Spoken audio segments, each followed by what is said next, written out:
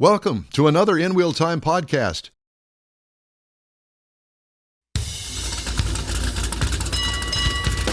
This is your place for all things automotive, the award-winning InWheelTime car talk show. Coming up, IHRA Division Director Doug Foley will talk about drag racing on a different note. Later, Jeff has the racing calendar, Mars has This Week in Auto History, and I'll get you caught up on the stories making automotive headlines.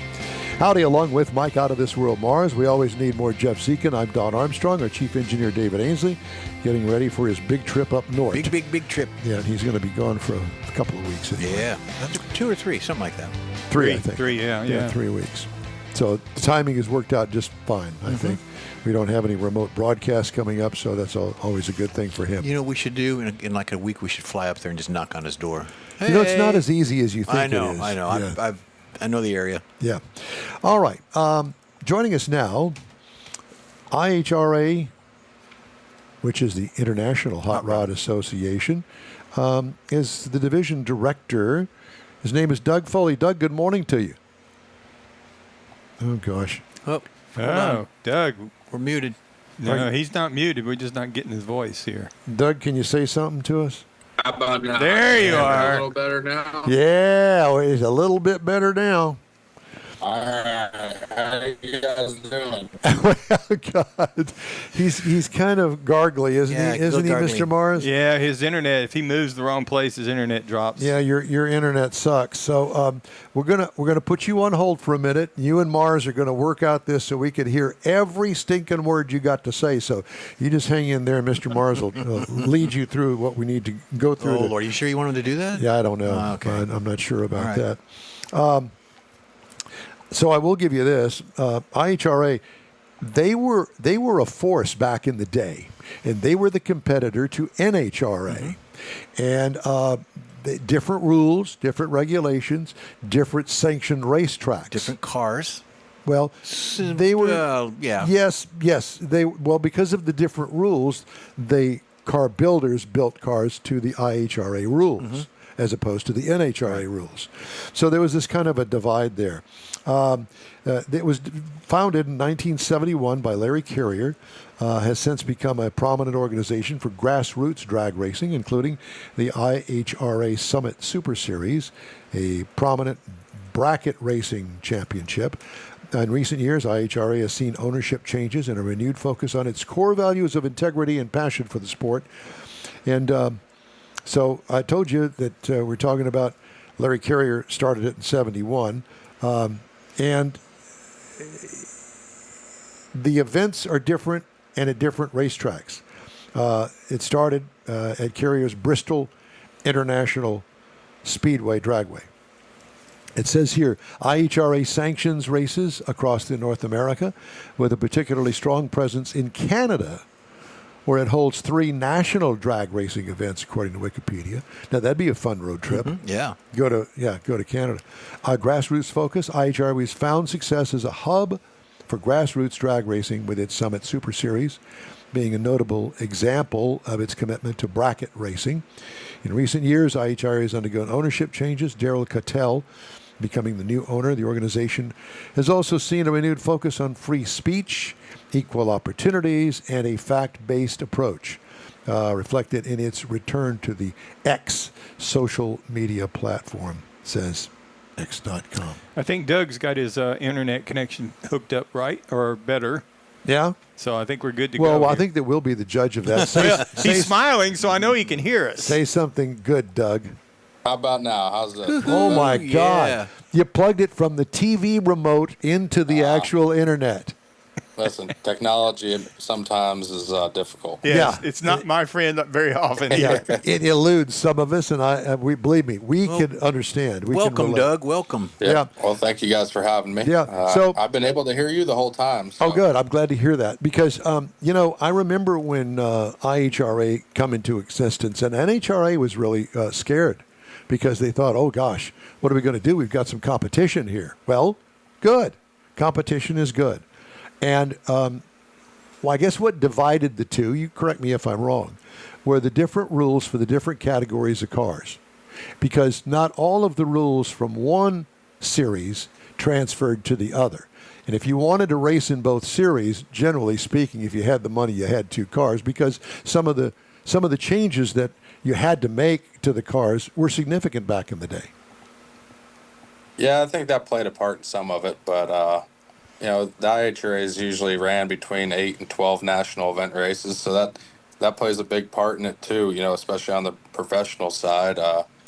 These guys that run 20 races, they're spending $3 or $4 million a year when you can come over to the IHRA, and we have this year we have 5 national events, and you cut that budget in half, if not more. So it's a little more racer friendly. It's a little bit we're geared a little more towards the working folk than just the guys that own billion-dollar corporations that can afford to come out and realistically outspend everybody else, right? What are the top 10, top 8, however many you want to put together there, classes of cars do you have? You got nitro cars?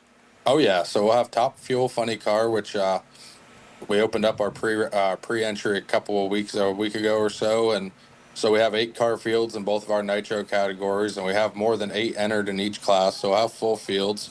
We have Pro Mod, Mountain Motor Pro Stock, Pro Nitrous, Top Alcohol Dragster, Top Alcohol Funny Car. So that's probably our upper echelon of our faster cars. Anyway, Yeah. Anyways, So of course. do you kind of intermingle with the NHRA? Because I know that they do run pro mods and things, and you can see a telecast on some of their events, but not as a feature. So do you kind of intermingle with that other events? we don't really have anything to do with we don't have anything to do with NHRA, but the cars and the classes and the rules, they're all similar enough to where you can come over and race either sanctioning body and still not have to spend a fortune to be able to do so. Well, one of the categories, new categories for NHRA, is the mountain motor category, and, I heard you say that you've got that at IHRA as well. What is mountain motor? What exactly is that? Oh, mountain motors are they're just big cubic inch pro stock cars, so they're still allowed to have carburetors. They have the hood scoops, but they have big motors, big horsepower, and they're going 620s at 200 and almost 30 miles an hour. So they're a little different than the 500 cubic inch pro stock cars that everybody's kind of used to seeing. But Mountain Motor Pro Stock is it was born and bred here at IHRA. So it's a class that's near and dear to us, and the interest level that we have for this class right now is surpassed our expectations coming into this year. So we're really looking forward to having those guys back. How did you get involved with IHRA? Well, so I grew up. My dad races Top Fuel, and he started in IHRA back in 2003. He won the Rookie of the Year back then in Top Fuel, and then he obviously has kept racing the last 20-something years. And when Larry Jeffers bought the IHRA a few years ago, he gave me a call and wanted to see if I had any interest in coming on board and helping out. And then, at the end of 24, Larry Jeffers sold it to Daryl Cuddle, and we've been rolling right along. I mean, we bought I think IHRA owns 5 racetracks now. I'm actually at one right now. We have our Night of Fire event here at National Trail Raceway in Columbus, Ohio. So when you say if you hear burnouts in the background, that's why. that's great. But when you say you bought the organization bought the track, you didn't just buy rights to it. I mean, you physically own the property. Yeah, we physically own the property. Well, NHRA's got several tracks like that as well. Oh, do they? So it's a full quarter mile, right? Yeah, National Trail's a full 1320. quarter-mile facility. We also own Galot Motorsports Park down in Dunn, North Carolina. We own Killcare Raceway, Xenia, Ohio, Milan Dragway, which is in Milan, Michigan. Milan, Michigan, yep. Yep. So we got quite a few tracks that have been purchased. We got quite a few more that are on the docket to close here. You said you've got eight drivers or 8 cars in a class. Do they follow you around the country, or is it just 8 for this particular event, and then you've got 8 more for another part of the country? No. So there's cars that are going to race full time with us. the nitro cars that have committed to full-time racing with the IHRA this year is Scott Palmer, Dale Creasy Jr., Jack Wyatt, Terry Haddock is coming to most of them. So we have a good, we didn't start this deal really till beginning of May, end of April, beginning of May for this year. So obviously there's been a lot of talk about it, but going out and actually doing it now, we're 2 weeks away from crowning champions at our first event. Cool. Since the IHRA has been bought and rebranded.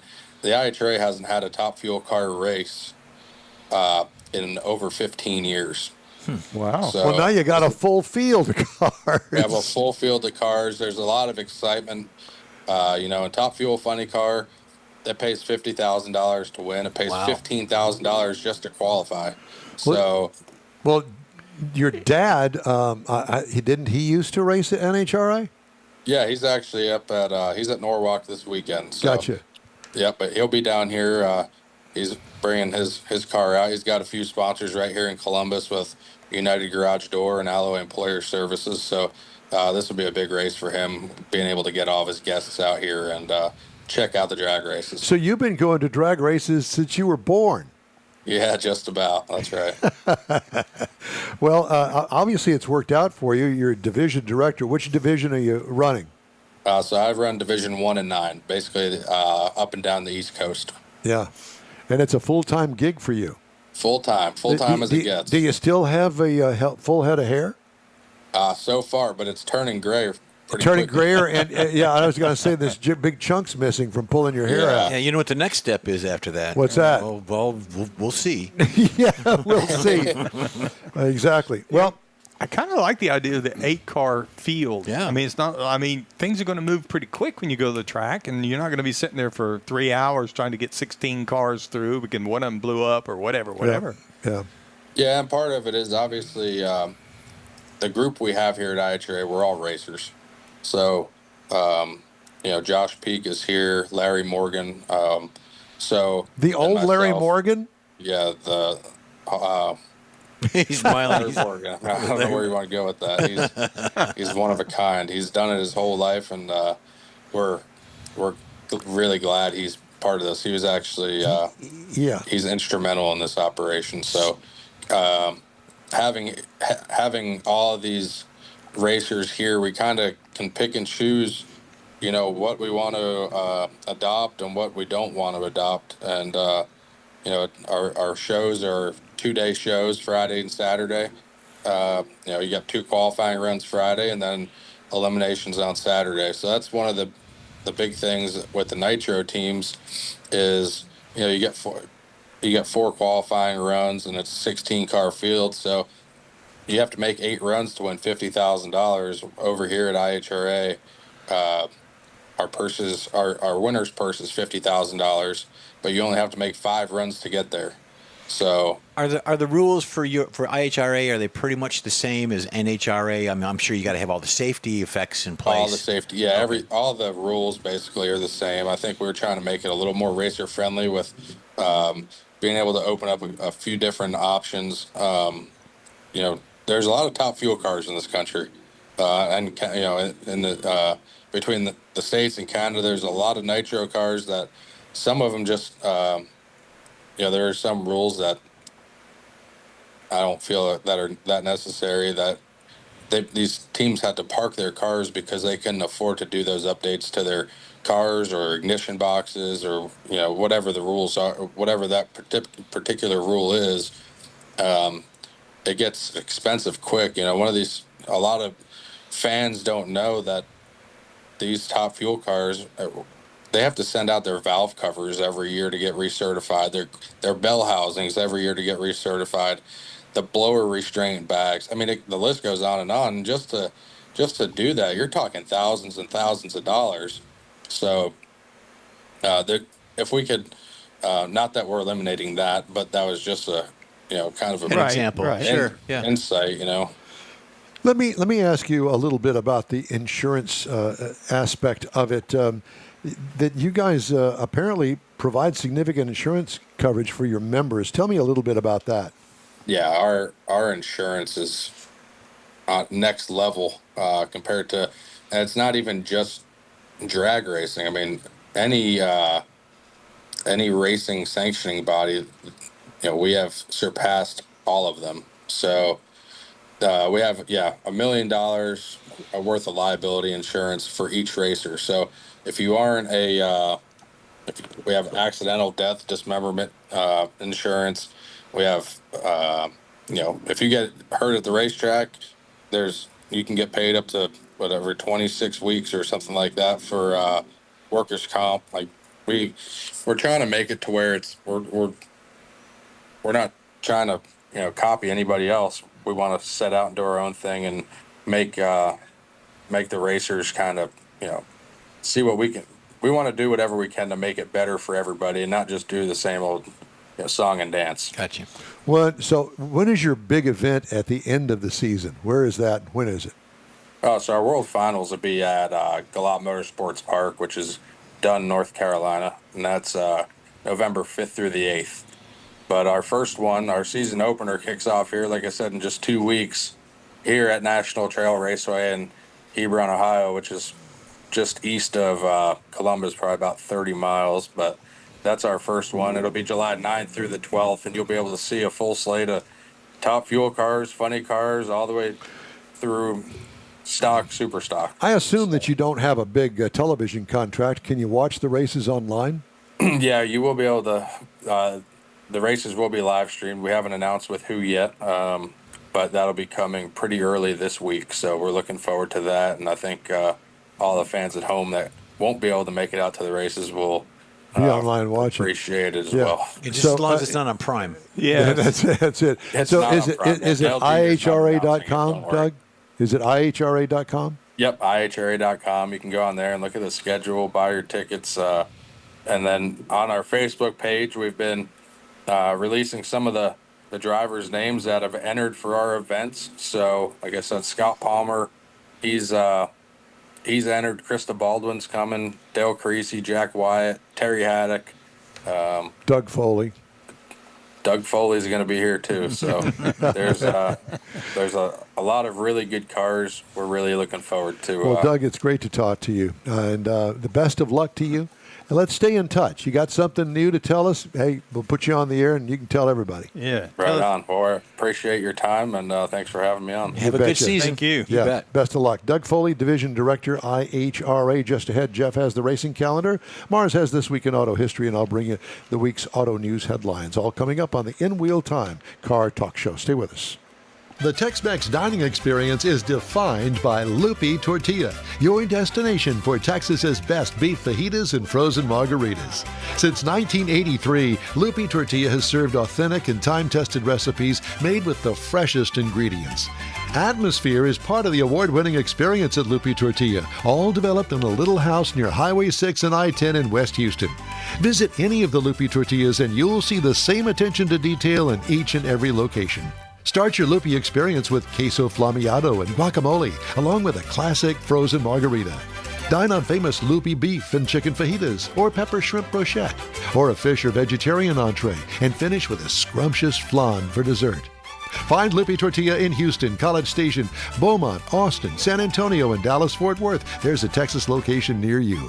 The recipes are authentic and time-tested. The ingredients always fresh. Lupi Tortilla, he's pretty good. Apple or Android, InWheelTime podcast can be found everywhere, on the stream and through downloads. Whether you're on the road or at home and jonesing for a different kind of car talk show, give InWheelTime a try. Honest new car reviews, fun, informative interviews with real car people, weekly automotive news, features like Jeff's Car Culture and Mike's Driving Destinations, all on InWheelTime.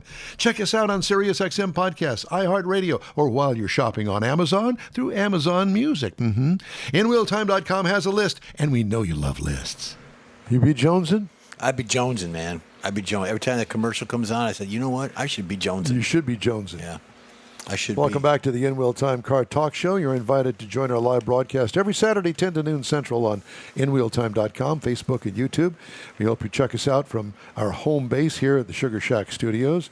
If you miss us, you'll be able to catch all the action on your favorite podcast channel. Time now for the racing calendar, sponsored by Texas Muscle Car Club Challenge. Yeah, it's a holiday weekend coming up next weekend, so we've got some stuff cooking. IMSA is actually off this week. They'll be back in a couple of weeks, so check that out. They're going to be at Motorsports Park. Xfinity Series. Yesterday, the Xfinity ran in Atlanta. I didn't get any details and really didn't have an opportunity to watch it because I was doing other things last Yesterday? evening. Yeah, yesterday, the 27th. And then NASCAR, Saturday today, they're in Atlanta. NHRA, 26th through the 29th, which is happening right now. The Summit Racing Equipment NHRA Nationals, and that's at Equipment Motorsports Park is what they're calling it.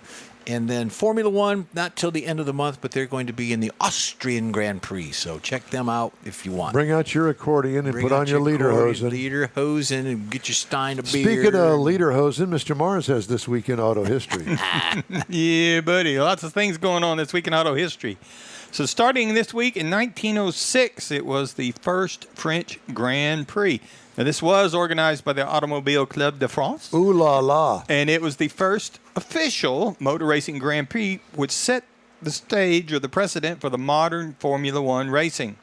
Now, also this week, coming up in 1956, the last true Packard rolls off the assembly line. Man, it looked now, you good. say that because it happened at Detroit's Conner Avenue plant.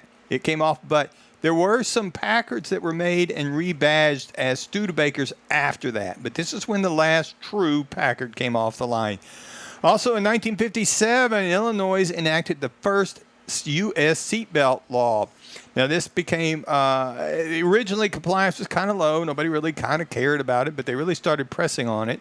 And now it's mandated across the whole country.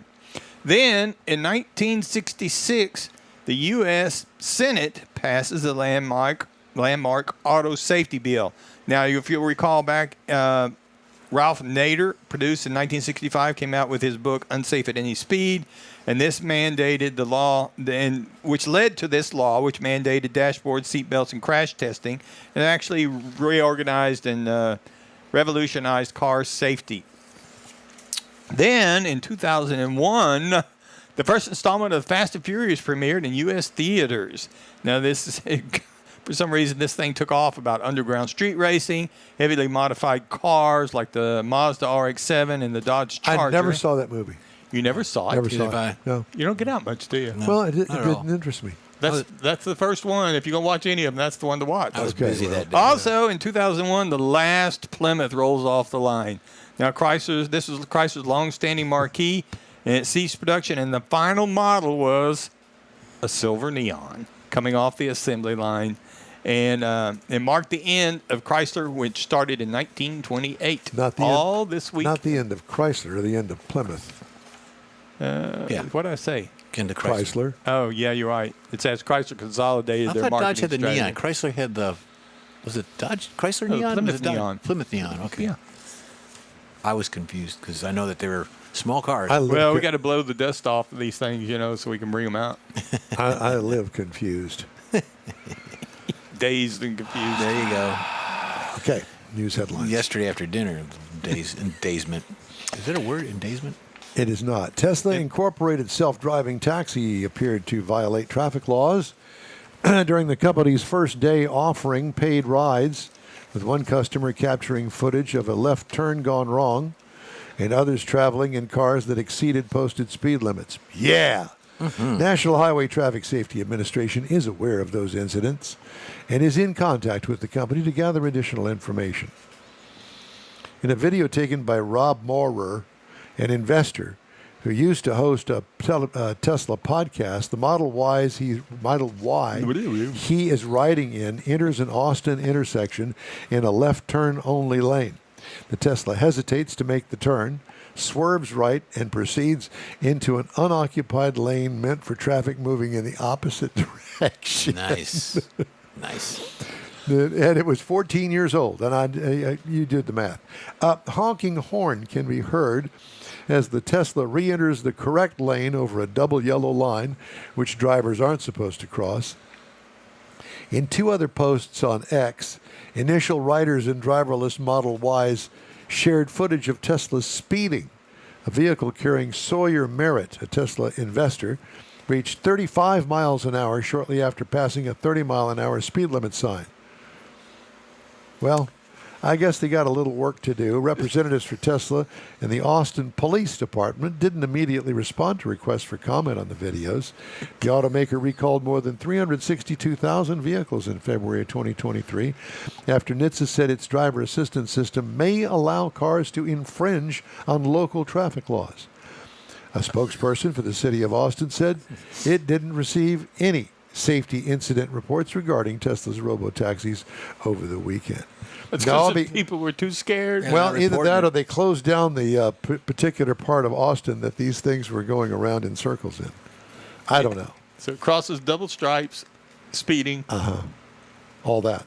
And honking. And you hear horns from the other people. Ford Motor is recalling the majority of its salaried workforce back to the office 4 days a week. Employee automaker's latest effort to boost employee and company performance. Spokesperson said the new policy affects the majority of its global salaried workforce, but declined to provide a specific number. Ford notified employees June 25th, takes effect September 1st. Businesses around the world have grappled with how much flexibility to allow workers since the 2020 coronavirus pandemic. Some, such as J.P. Morgan and Amazon, have mandated that hybrid workers return 5 days a week. Everybody back to work. All right. We'd love to hear from you. Shoot us an email. The address is info@InWheelTime.com. And we will continue and say goodbye after these brief messages. You own a car you love. Well, why not let Gulf Coast Auto Shield protect it?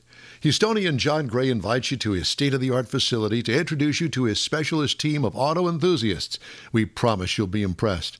Whether you're looking to massage your original paint to a like-new appearance, apply a ceramic coating, install a paint protection film, nano-ceramic window tint, or new windshield protection called ExoShield, Gulf Coast Auto Shield is where Houston's car people go. Curbed your wheels? Instead of buying new, why not have them repaired? How about a professionally installed radar detector? Gulf Coast Auto Shield does that too. Get a peek inside the shop and look at the services offered by getting online and heading to gcautoshield.com. Better yet, stop by their facility at 11275 South Sam Houston Tollway, just south of the Southwest Freeway, and get a personal tour. Gulf Coast Auto Shield is your place to go for all things exterior. Call them today, 832-930-5655 or gcautoshield.com. The award-winning InWheelTime Car Talk Show now reaches 5.3 million folks each year. Check us out on InWheelTime.com, the Odyssey Radio app, YouTube, Facebook, and just about every other entertainment source out there, including our live broadcast every Saturday, 10 to noon Central Time.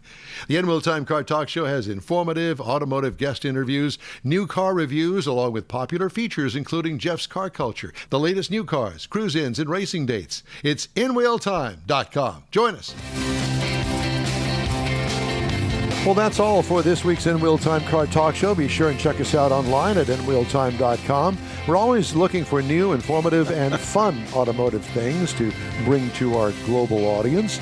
If you have an idea, event, or a road trip destination you'd like for us to feature, let us know. Our email address is info@InWheelTime.com. When you're looking for award-winning car talk, you can find the InWheelTime Car Talk Show 24/7 on the InWheelTime app. When you're on the road this summer, grab a podcast from your favorite podcast provider, including the new SiriusXM podcast channel and Odyssey Radio's app. We video stream our live show every Saturday, 10 to noon on Facebook, YouTube, and InWheelTime.com. The InWheelTime video technical director is We Always Need More Jeff Zekin. The booking agent, video editor, people finder, and do-all, Mike Out of This World Mars. Chief engineer, David Ainsley. I'm Don Armstrong. Be safe out there. Stay cool. Have a great and safe 4th of July week. Absolutely. From all of us here at the InWheelTime Car Talk Show. We'll see you soon.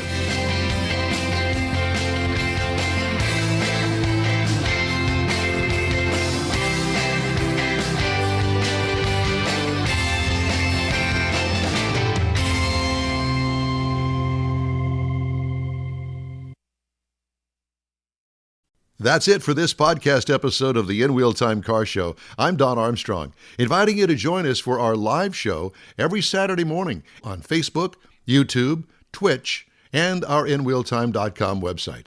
Podcasts are available on Apple Podcasts, Spotify, Stitcher, iHeart Podcast, Podcast Addict, TuneIn, Pandora, and Amazon Music. Keep listening, and we'll see you soon.